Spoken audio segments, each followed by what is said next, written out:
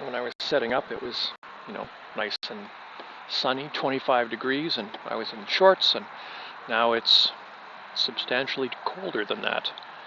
But I'm not in shorts anymore, so got to be prepared. Astronomy is not an aerobic activity, so you don't generate a lot of heat when you're sitting here looking through a telescope.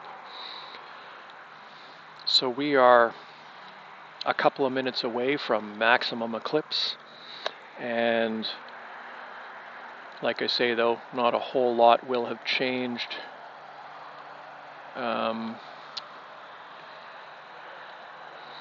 Let's just take a look at our stellarium view.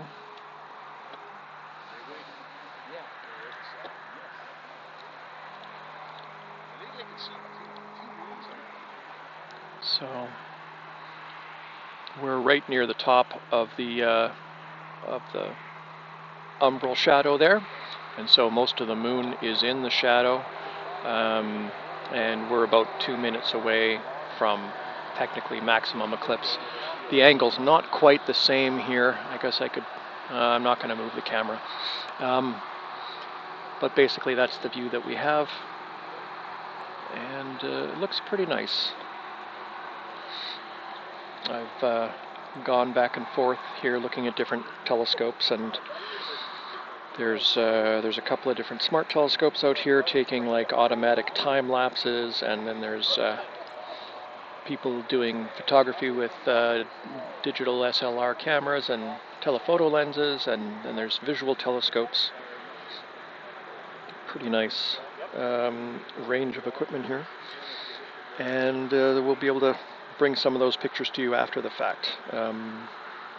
The live view that we have here is going through a fairly small telescope. It's an 80 millimeter telescope, a refractor. So the 80 millimeters refers to the diameter of the main lens. It's not a big telescope. I think it was a $500 telescope when I bought it 15 years ago or something like that. So it's probably a little bit more now, but it certainly is, I would say an entry-level telescope. It's on a bit more sophisticated mount because when you're streaming, you don't want to have to be adjusting it too much. So the mount is kind of overkill for it that I have, but you could put it on a camera tripod, and you can put your cell phone camera on it or a digital DSLR camera, and take pictures through it. It's basically a 500 millimeter telephoto lens, and yeah, works really well for this kind of stuff.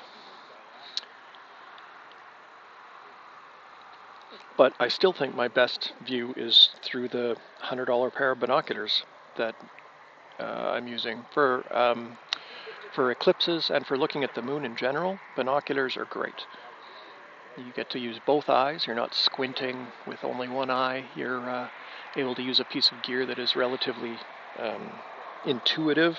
You can give binoculars to a young person. They can usually figure out how to make them work. And yeah, you can also use them for looking at birds and nature and football games and all sorts of other things. So if you're just getting into astronomy, you think you might like to spend some time under the stars, binoculars are a great way to go. And there's a bunch of people in the local astronomy club that are there's like a little binocular cadre of folks that know all the ins and outs of which brands are good and which ones are maybe ones to avoid and stuff like that. Okay, we are at maximum eclipse, and like I say, it didn't look all that different than it did a couple of minutes ago, but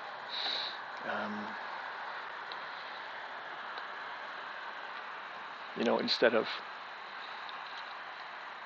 98% of the moon being obscured, it was 98.1 for that 1 minute, and so that's the maximum. From here, the moon will essentially move out of the shadow, so it'll look like the shadow moves across the moon towards the right and down. So the shadow will sort of head off in this direction, and this curve is basically going to become broader and cover more and more of the moon here, and then eventually in about 70 minutes or so, the shadow will be completely off the moon. and we'll just be in the penumbral phase.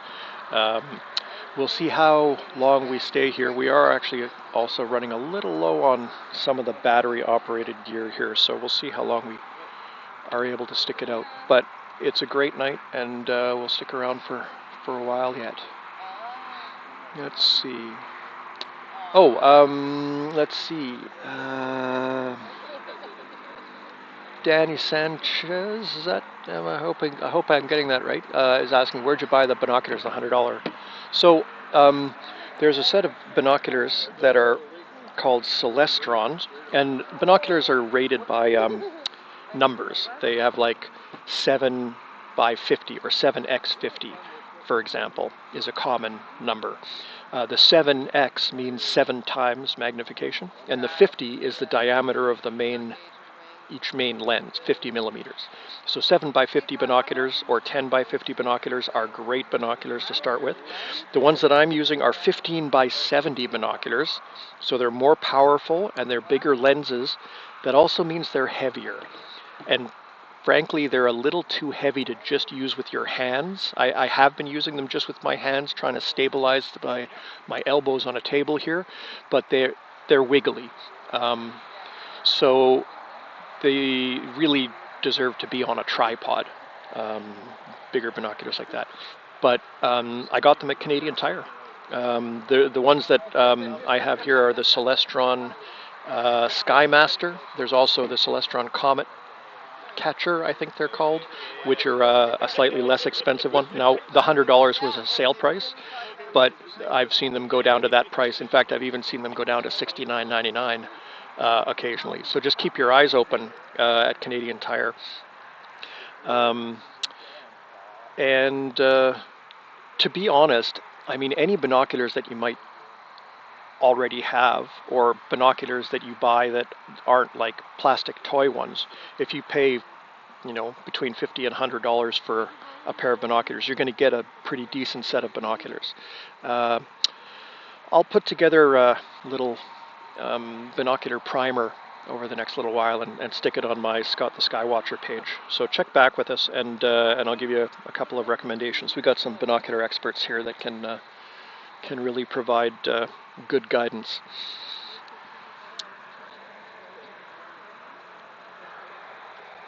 There we go. Just bring that back in. I'm just going to play with the exposure again a little bit here. Let's see. There we go.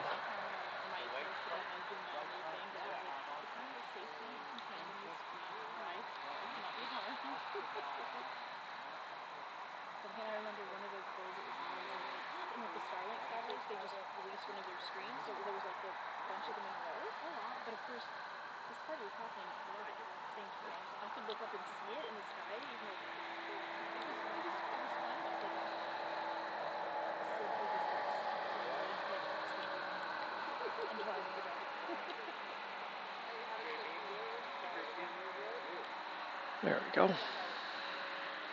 That's a pretty good view. So there is your almost total partial eclipse. We're a little bit past the maximum eclipse, but again, we have another hour or so of the partial phase to go. The bright part of the moon is going to get bigger, and the shadowed part of the moon is going to get smaller, though, and so that'll make it harder and harder to see any of the colors. So now's probably your best chance to get outside and take a look and see the colors.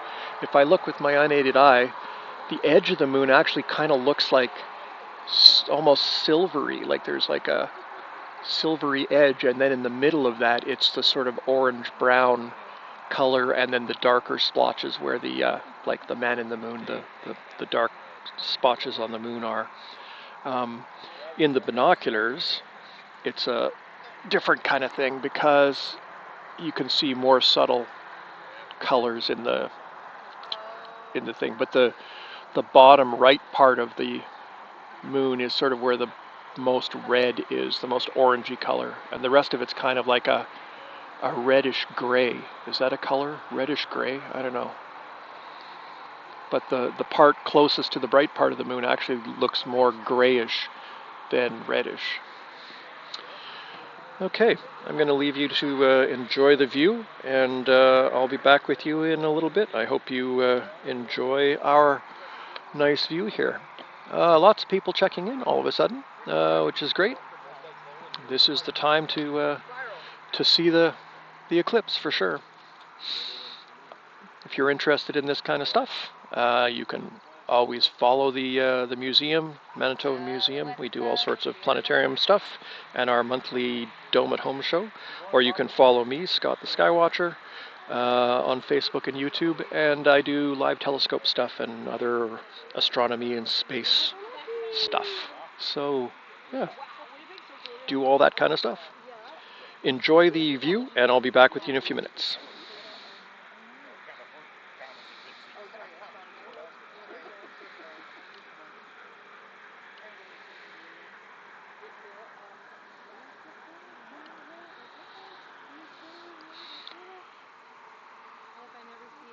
Bobby Ann, you are right. It looks like a marble or a glass eye kind of thing. Yeah, with the one spot or a diamond ring. Good point.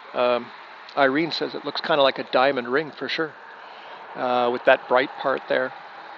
And yeah, the edges really do look kind of silvery orange. Huh? Yeah, very cool.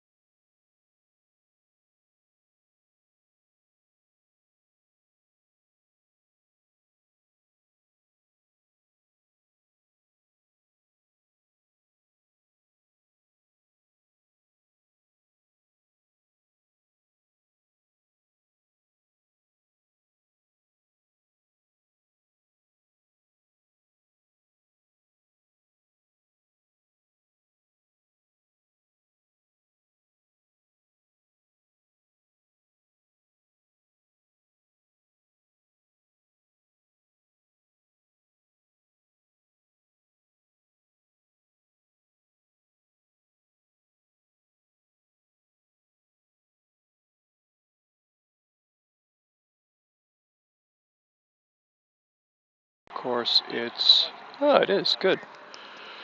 Well, we are almost half an hour past maximum eclipse. It's a pretty nice view. Lots of folks checking in and saying hello. Thanks for letting us know where you are. That's the kind of thing that my boss likes to know in terms of our reach and stuff. So if you get a chance, just tell us, you know, we don't need your address, but just where you're watching from.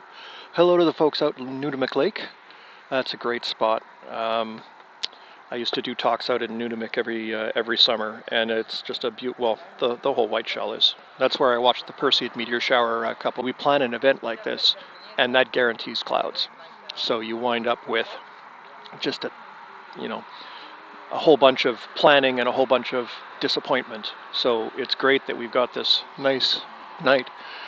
We're gonna leave this telescope running and streaming so that you can see some more of the eclipse. I am going to start putting away some of our other gear that we've got set up here. Won't interfere with the stream, but I just want to make sure that when things end, because I'm frankly starting to get a little cold.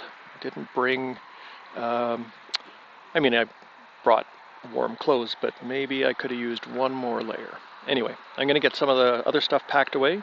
If you have questions or anything like that, throw them in the chat and I'll get to them when I come back in a few minutes. Enjoy the views of our almost total partial lunar eclipse, which will be running for another, probably close to an hour before the partial phases wrap up. Okay, we'll be back in a bit.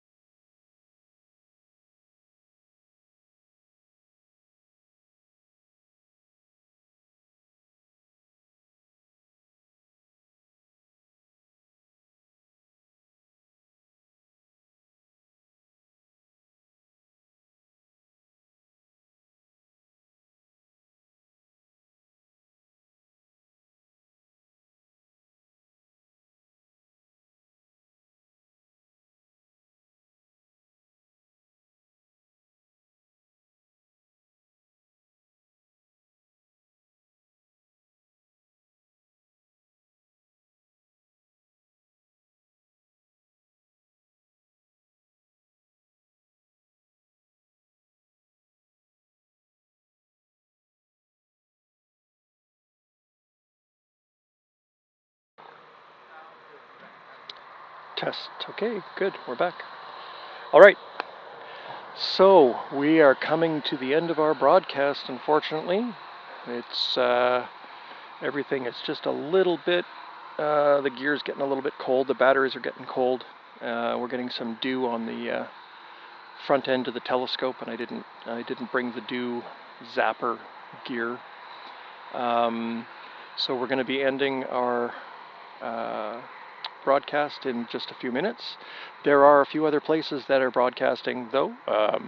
I'm sure you can find them all over just with a quick search if you want to watch the end of the eclipse. Although, like I said, the eclipse is basically the mirror image of the first half of it. So from 8:23 when the penumbral phase began, 8:23 p.m. Central Time, up to 11:12 p.m. Central Time. That's the first half of the eclipse. You went through the penumbral phase, the partial phase, which is kind of what we're in right now. There was close to totality, not quite total, but almost total at 11:12, plus or minus 10 minutes or so. That whole 20-minute time was pretty similar. And now we're in the second part of the eclipse, where we're the partial eclipse is continuing. The shadow is moving off the right and the lower part of the moon. And so if you're just joining us now and you want to see more eclipse, you can either look for another feed, or you can just start this one from the beginning, because you'll essentially get the same kind of view. We will plan to do a special Saturn night in about a month. So if you're interested in seeing the rings of Saturn through a telescope, Scott the Skywatcher is me, and you can like and follow me and you'll find out about that. If you'd like to see more of our Dome at Home shows, which is a monthly online astronomy show and space news show, you can like and follow the Manitoba Museum, who hosts that program. I run that program with the museum. And of course the museum has the planetarium and the science gallery, all sorts of great stuff going on for people of all ages. So that's a great place to follow as well. If you're interested in astronomy as a hobby, there is an astronomy club here in Manitoba, but also sorry, just had a motorcycle go by. We had there's an astronomy club that's in Manitoba, but also in most of the major cities in Canada. It's called the Royal Astronomical Society of Canada. Big fancy sounding name, but it's just a group of people that like looking at the sky. So rasc.ca is the place to find that, and they will provide you all sorts of resources on what it takes to start looking at the sky, whether it's a pair of binoculars. Many of the clubs have lunar telescopes that you can borrow, or observatories that you can go and use bigger telescopes and stuff like that. And they're all full of fun, enthusiastic people that love sharing their knowledge and experience of the sky with new folks. So that's a great resource for you as well. You can also reach me through the Manitoba Museum at space@manitobamuseum.ca. If you got space questions, you want to know about telescopes or whatever, that goes right to my desk, and so you can reach me that way. On behalf of the Manitoba Museum and myself, Scott the Skywatcher, thank you for tuning in to our eclipse broadcast. It was great to have some great weather, and we're going to do this again. We won't have another eclipse for a while, but the planet Saturn is rising and will be nice to view over the next several months. So we'll do a nice an event for that as well. And we always do an event for the Geminid meteor shower, which is in December. Thanks, everybody. Have a great night. I hope you enjoyed the eclipse, and I hope you get a chance to get out under the stars and just see the wonders of the universe anytime.